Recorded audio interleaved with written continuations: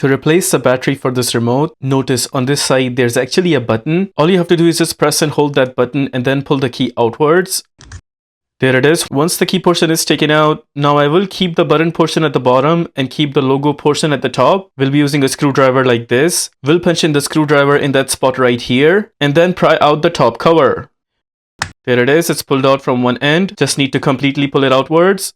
There it is. Now we'll keep the other portion aside, and right there is our battery. Using the same screwdriver, we'll pull out the battery. And there it is. That is how we take out the battery for this remote. Notice it is a CR2032 type battery. My battery is good, so I'll be installing it back, but if you have a new battery and you want to install it back, just make sure the plus sign stays at the bottom. Then we go ahead and punch in the battery inside that cover. Make sure it's all the way down. Now we'll go ahead and punch in the battery portion on top of the module portion. Once on top, just press it down. Also press it down from the other side.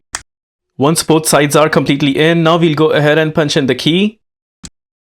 There it is. With that, we are done with the replacement of battery for this remote. If this video helps you in any way, please consider liking this video and subscribing to our channel.